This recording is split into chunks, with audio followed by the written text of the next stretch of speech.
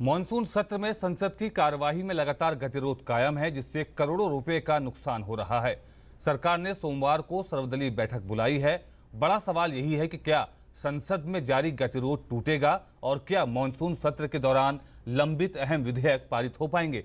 आइए देखते हैं इस खास रिपोर्ट में। सत्र को 2 हफ्ते बीत चुके हैं, लेकिन अभी तक दोनों सदनों में विधायी कामकाज आगे नहीं बढ़ पाया। 21 जुलाई से शुरू हुए मॉनसून सत्र में गतिरोध लगातार जारी है। विपक्षी दल, खासतौर पर कांग्रेस पार्टी, ललित मोदी प्रकरण और व्यापम घोटाले को लेकर सरकार को घेरने में लगी है। वहीं सरकार ने इन मुद्दों पर लगातार अपना रुख सामने रखा है। संसद की कार्यवाही के बाधित होने के चलते सदस्य जनहित से जुड़े मुद्दे नहीं उठा पा रहे हैं।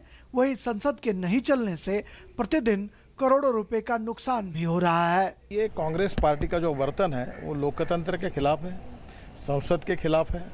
यहाँ कोई कामकाज होने नहीं देंगे और इसके कारण जनता के जो महत्वपूर्ण प्रश्न हैं जिसकी चर्चा संसद में होनी चाहिए वो नहीं हो रही है और कांग्रेस पार्टी पूरी तरह से संसद के कार्य को ठप्प करना चाहती है। तो एक प्रकार से रोज करोड़ों रुपए का नुकसान हो रहा है।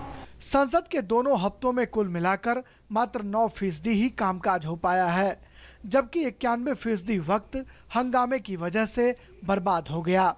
लोकसभा में सदन की कार्यवाही के दौरान 1 घंटे में तकरीबन 1.5 करोड़ रुपए का खर्च आता है, जबकि राज्यसभा में 1 करोड़ 10 लाख रुपए प्रति घंटे खर्च होते हैं। अगर पूरे मॉनसून सत्र में कार्यवाही बाधित रही तो करीब 260 करोड़ रुपए का नुकसान होने का अनुमान लगाया जा रहा है, जिसमें लोकसभा की कार्यवाही पर 162 करोड़ और राज्यसभा की कार्यवाही पर 98 करोड़ रुपए की हानि हो सकती है। कांग्रेस के रुख में अभी तक लचीलेपन का संकेत नहीं दिखता। Does this government believe in give and take?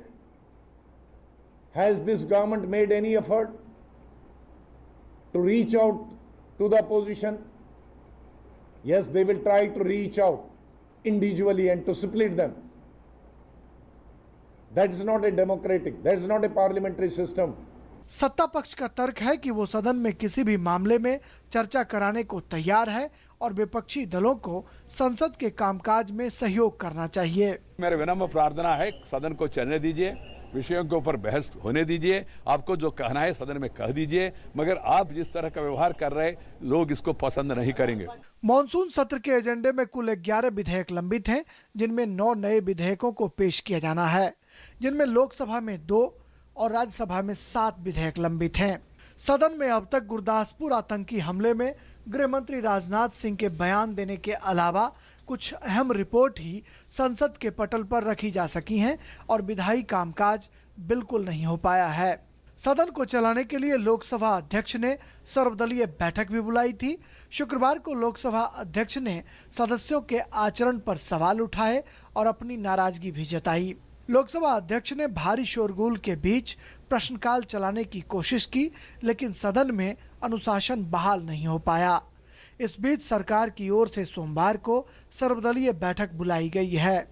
ऐसे में सोमवार का दिन संसद के लिए बेहद खास होगा और लोगों के ज़हन में एक ही सवाल होंगे कि क्या सत्ता पक्ष और विपक्ष के बीच सहमति बन पाएगी।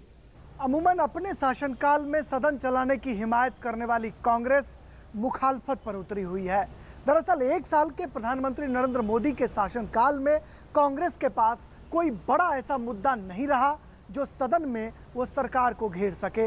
लिहाजा मॉनसून सत्र में ललित मोदी प्रकरण में सरकार को घेरने की चेष्टाओं में कांग्रेस जुटी हुई है।